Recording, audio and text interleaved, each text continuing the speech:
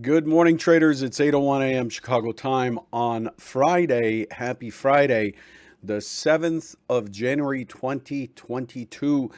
This is episode number 2147. Derivatives trading is not suitable for all investors. Past performance is not necessarily indicative of future results. It is U.S. Unemployment Friday. This is a key um, economic release and a key input on all kinds of policies, political, fiscal, monetary. And so the market was watching very closely before the unemployment rate came out and the non-farm payroll numbers came out and the participation rate came out. The market was really benefiting from some dovish news out of China, which is really accommodative right now to their economy. They're supporting the borrowing money, the free flow of money, and so on. It's the only major economy that is accommodative currently, while others are tapering. Europe's tapering, the U.S. is tapering. And so we had a bit of a bid to the session, although coming in this morning, there really wasn't much going on. We had built a balance on top of yesterday. The Nasdaq is quite weak right now. The S&P is trading down 7.5 points or 16 basis points. The S&P is pushed as far up as 4705.75.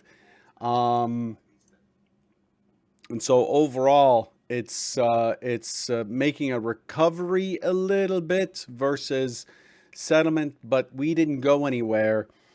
We didn't go anywhere this morning, and we're still not. Again, the Nasdaq's weakest. Big tech, high PE ratio stocks are likely to really struggle in this kind of environment. It is just something that is talked about a lot, that these stocks in this sort of environment, a tapering environment, these stocks are going to be the weakest link. So this is what's expected. In any case, so we see that in NASDAQ. Across the board, we're mildly risk off. There's really not that much to talk about. The S&P is right in the middle of its balance that I talked about at length yesterday. Crypto is getting hit. I just posted this chart. Hopefully, people can get sensitive about their crypto. But I just posted this tweet here. Yikes. There it is. Let's pull it up. This is a tweet I just posted with crypto. This is a piece that I had put up back in December to explain my views on both Bitcoin and Ether, and I'm taking a relatively bearish outlook on Bitcoin. I'm expecting it to have resistance, or to be able to be unsuccessful getting above 52,900, and the expectation is that it is likely to get down into 36,000, 33,000. It's taken a while. It's taken over a month, but today it is attacking support. So what we have is an impulse pullback continuation. Those levels have been there for about a month and a half on my chart. Again, I shared these at the beginning of December publicly, and I've been tracking what it's been doing. My position's long on here. I'm not short or anything, but I am monitoring this to see what happens next. So you can see at the bottom here, crypto down 4%, Bitcoin's down 4%, ETH is down 7.74%. But that's it. There's not much else to talk about. The S&P's in a multi-distribution profile, was in a balanced profile, and extended down after the non-farm payrolls came across. The SOC for non-farm payrolls, I posted that in the in chat here on Convergent Trading. The SOC was 91 and a quarter. It went up to 47.01, I think.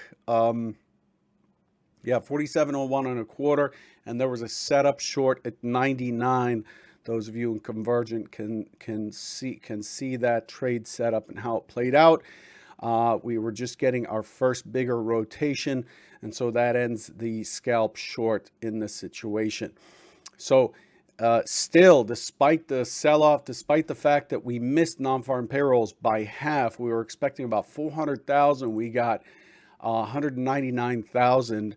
However, the unemployment rate itself was expected at 4.1 prior. 4.2 came in at 3.9%. Unemployment is down to pre-pandemic levels. Very aggressive. The participation rate remains at 61.9, prior 61.8%. The expected is 61.9. There's a little bit of pressure from hourly earnings month on month and year on year. The prior's 4.8, the current's 4.7. And what that leaves us with for the rest of the day is Fed's daily. Bostic and Barkin talking. I don't expect them to offer anything special here. So that's it. The S&P has traded 265,000 contracts, which is relatively heavy. That's why it's blue on the screen here. And the range is also outside of the statistical expected or the statistical norm, the one standard deviation, statistically speaking, which is at 33.75. We traded 35.75, and the overnight point of control has shifted lower, much lower than about 100 points lower than where we started the week. So we're at 46.9750 on the overnight point of control, a number to watch.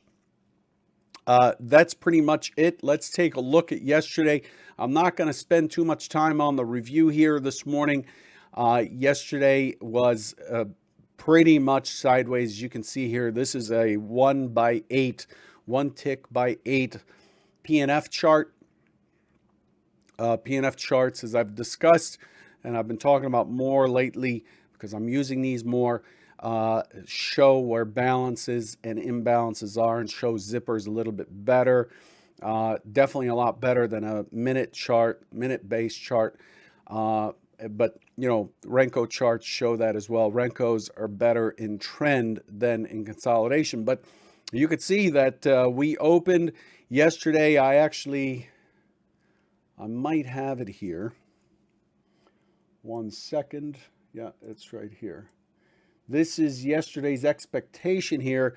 The secondary scenario was looking for a push to 05 and potentially to 29, 32, 34. And I was looking for it to breach the 05, fall through, and then my target based on range expectations of about 50 points, my target was the MCLVN at 46.55. And then what actually happened yesterday is we pushed to 12 early on, and then we dropped to 62.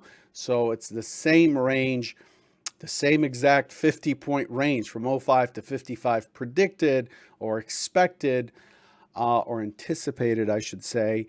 And it took that exact same 50-point range and shifted it up to 47.12 down to 46.62, exactly 50 points. And then once it came back through and we had this impulse higher right here, it was time to throw in the towel and sit on our hands. And we ended up with a pretty balanced profile with a clear, again, the IB high got broken. The IB stat was fulfilled. The overnight stat was fulfilled on both ends. And we ended up with a pretty balanced profile yesterday. The point of control, VWAP, mid, open, all of that was pretty much in the same area. So was settle. So today's value area is valid this morning, and we are currently trading at 46.83. We're trading below it. So we're opening in range out of value. That's how we're opening today. So we know we're trading inside of yesterday's range. but we are below value. So the expectation this morning is to push back up, to be responsive. The overwhelming statistic in this situation is the first move of the day is likely to be higher. And if we look at the convergent trading sheet, it shows that the inventory, the overnight inventory, is at plus 28%. In fact, let's go back here and look at it in real time, plus 12%. Not a surprise there. Just basically, it is likely to seek balance today. Be careful. Today is likely to be another choppy day. We did extend the prior day's impulse lower, so that job is potentially complete. And now it is likely to just sit sideways, given that it's non-farm payroll Friday, and that has been priced in. So this morning, really expecting it to open, and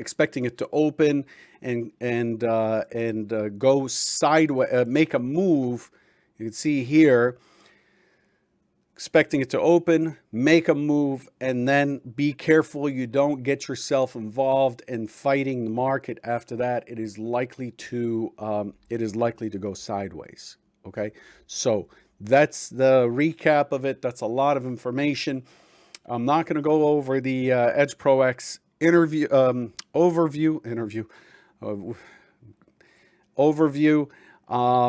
And let's dive right into what's expected for today. Okay. Setting up that chart while you check out Edge Clear. Okay. So what are we expecting today here? The price map is very, very clear. It is the levels are very pronounced here. We have some clear areas that the market is likely to test and check. So let's go through those. Okay, so I'm going to talk a minute about this. Is just I'm going to read right off of what I posted yesterday in Convergent Trading's Head Trader channel for my homework. So the price map shows 24.25 above, 24.25 above. So if we start to push higher and get into the 4700s, let's forget that the range yesterday was 47.15 down to 46.62. So let's just say we move out of this area. I'm taking this area as balance, so whatever happens in here is just part of balance. There's nothing distinct to talk about in this range. But if it gets above the range, then we're looking for 24.25 to be tested. You will find that on your composite or daily RTH chart. After that, the 29.5 prior weeks low. So then we get into prior weeks range. So I expect these levels to present some overhead resistance. So 24.25, let's mark them on here. 24.25, 29.5, and then the next level up is 40. 40 right up in here, 40. Next level up is 47.50, which is a swing low. You can see it comes from right here, 47.50.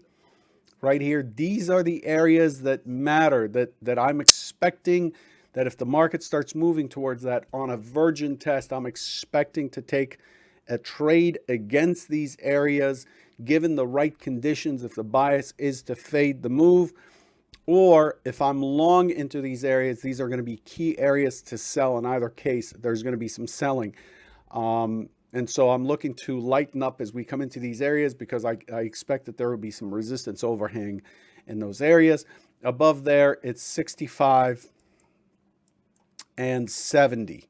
Okay, so that's what's above. That's the price map above. Again, it's 24, 25, 29, 47.40, 47.50, 65, and 70.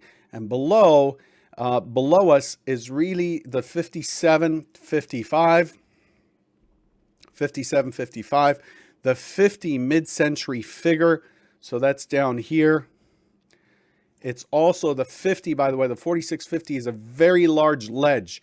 The last time we traded here, the 15th of December, we traded a ton at that price. Um, I'm looking for some reaction there at 46.50. 46.20 comes next, which is off screen. 46.20, 46.20, and then 46.10 and 90 below there. That's the price map as we move away. What does that mean? It just means that these are the areas where the market is expected to have a reaction and where I'm going to take advantage of an imbalance in supply and demand to make money, hopefully. Okay, so what's the plan for today? As I have said, fortunately, I keep having to swing my head here because this camera stand is in the way. I'm expecting an open auction that attempts to push lower. I'm expecting some support against the 78. I'm looking for an impulse higher, looking for the market to be responsive and bounce up back into the overnight point of control, which gives us the overnight point of control stat, gives us the prior settle stat, gets us in the VWAP and mid, and I'm looking for it to retest this double O or the century figure and 05 before it kind of peters out. I'm expecting, I may be very, very wrong here, but there's not much for the market to price in. So I'm expecting the market to really make its move, rebalance, put on its risk, whatever, and then chill. The secondary scenario is a push up that squeezes and then sellers step back in, just like we've seen for the last couple of days, and we start to challenge this 46.78 MC point of control in this area. We take out the overnight low and we get down into the 55. And in that situation, the 43 is on deck to give us the range expected on the sell side for scenario 2. On the buy side, I'm expecting this thing to falter a little bit. The market's already pricing in the fact that the Fed is tapering. So having lower unemployment isn't going to help the case here. But if selling ensues, there's a lot of weak structure. Please watch one of the Trader Bites I did the last week of the year where I describe, I don't know which one it is. If somebody knows, let me know. I describe the wall with the missing, building a wall so quickly, you're missing a lot of bricks in there, leaving holes. And so the wall comes tumbling down as soon as some load is put on it. That's what we're living through right now. So the downside is a further crumbling of what was a poorly structured rally into the end of the year. The Santa Claus rally this year was not built very well, okay, in my opinion, from a structural or an auction perspective. Okay, I'm going to leave you with that. Let's keep it at that. It's Friday. Take it easy. It is the first week of the year. Please take a moment to figure out what your objectives are for the month, for the quarter, for the half, for the year. What are you targeting? What are you looking for? What are you looking for out of yourself? What are you looking to accomplish? What errors are you creating? How are you going to track your performance? How are you going to fine-tune what is wrong with the way you trade? We did a group mentoring session yesterday with the Convergent traders, and we had, I think, five participants, and everybody's dealing with the same issues most of the time: fear, discipline issues, not believing in an edge, not trusting an edge, not trusting our trades, things like that. Let's attack these things so you can start seeing some returns on your time. It's all well and good to get online and on YouTube and watch some guy blow $1,000 on losses or make $1,000 just watching their screen. But if you're not gaining something that you can apply to your own trading and understanding the market, and on which you can base a strong thesis to take trades, no offense to anyone who's broadcasting or whatever, but it's not useful. It's just entertainment. And it's okay to have that entertainment, but hopefully this is the year where you get to fulfill the promise to yourself and to your family that you will sustain yourself as a trader. It is not suitable. The futures are not suitable for every for all investors, but there's a lot of opportunity in there, in my opinion, and the opportunity can pay or break your account. Good luck.